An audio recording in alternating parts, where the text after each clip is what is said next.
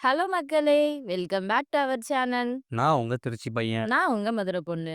Chennai central ஜெயில்ல 1999 வருஷம் ஒரு கலவரம் நடந்துச்சுங்க. அதுல அசிஸ்டன்ட் ஜெயிலர எரிச்சு கொன்னுடுவாங்க. கலவரத்த கண்ட்ரோல் பண்ண போலீஸ் அந்த டைம்ல துப்பாக்கி சூடு நடத்துனாங்க. அதுல 9 கைதிகள் செத்துருவாங்க. இது கதை இல்லங்க, நெஜம்.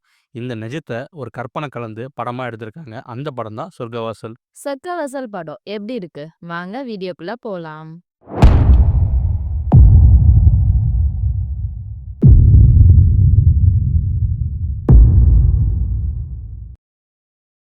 எந்த தப்புமே பண்ணாத ஹீரோ, பண்ணாத கொலை குற்றத்துக்காக ஜெயிலுக்குள்ள இருக்காரு. வழக்கம் போல ஜெயிலு, சூப்பர்டென்ட், வார்டனு, அங்க இருக்க கைதிங்க, அவங்களுக்குள்ள ஒரு கோஷ்டி, அந்த கோஷ்டிக்கு ஒரு லீடரு அப்படின்னு எல்லாமே இந்த கதையில இருக்குங்க. ஹீரோவா ஆர்ஜே பாலாஜி பண்ணியிருக்காரு.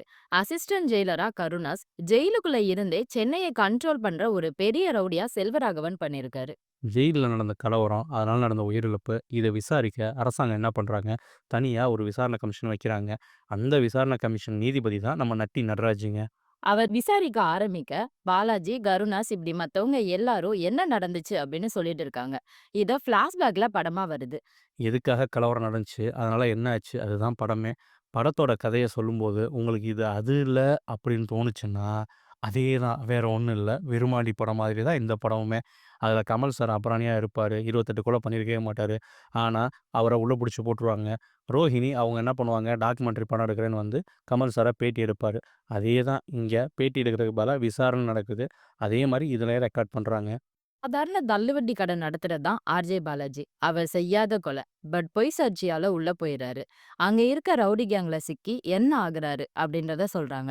ஆர்ஜே பாலாஜிய நம்ம காமெடி கலந்த கேரக்டர்லயே பார்த்துட்டு சீரியஸான கேரக்டர்ல நம்மளால பார்க்க முடியல. படத்துல அதிகமா நம்ம கவனத்த ஈர்க்கிறவங்க செல்வராகவனும், கருணாஸும் தான். செல்வராகவன் தாடி, லாங் ஹேர்ன்னு அந்த ரவுடி கேரக்டருக்கு நல்லா ரகுடாவே தெரியிறாருங்க. அசிஸ்டன்ட் ஜெயிலரா வர கருணாஸ் ப்ரமோஷன் கிடைக்கலன்னு கடுப்புல இருக்காரு. மனுஷன் நெகட்டிவ் கேரக்டர்ல நல்லாவே நடிச்சிருக்காரு. படத்துல நட்டிய சரியா யூஸ் பண்ணிக்கல அப்படிதாங்க சொல்லணும். சும்மா ஒரு பெஞ்ச்ல உட்கார வச்சுட்டு, டேப் ரெக்கார்ட்ல ரெக்கார்ட் பண்ண வச்சுட்டு, அவர வேஸ்ட் பண்ணியிருக்காங்க. அவர உள்ள இறங்கி விசாரிக்கிற மாதிரிலாம் சீன் வச்சிருந்தா நல்லா இருந்திருக்குமோ என்னமோ! ஆர்ட் டைரக்டர் ஜெயச்சந்திரனோட ஒர்க்கு செம்மங்க. 90ஸ்ல ஜெயில் ஒரு வேளை இப்படி தான் இருந்திருக்குமோ அப்படின்னு ஆடியன்ஸான நம்மள எல்லாமே யோசிக்க வச்சுட்டாரு. அந்த அளவுக்கு அவரும் சரி, அவரோட டீமும் சரி செம்மையா ஒர்க் பண்ணியிருக்காங்க. மியூசிக் ஓவர் சவுண்டா இருக்கு. நெறைய இடத்துல கேரக்டர்ஸ் பேசுற டயலாக் சரியா கேட்க மாட்டேங்குது. கருணாஸ் பார்வையில இருந்து தான் கதை ஆரம்பமாகுது. நிஜ கதைய கற்பனை கலந்து எடுக்க நெனச்சிருக்காரு டைரக்டர். பட் அதுல அவருக்கு பெருசா சக்சஸ் கிடைக்கல. எங்களோட பர்சனல் ஃபீலிங் என்னன்னா, ஆர்ஜே பாலாஜிக்கு பதிலா இன்னும் நல்லா நடிக்கிற பரத் அண்ட் ஜீவா இந்த மாரி யாராவது போட்டிருந்தாங்கன்னா என்னமோ நல்லா இருந்திருக்குமோ என்னமோ தோணுது. மொத்தத்துல சொர்க்கவாசல் சரியான வாசல் கிடையாது அப்படின்னு தான் சொல்லணும். படம் பார்க்கலாம். ரொம்ப என்னன்னு சொல்லல.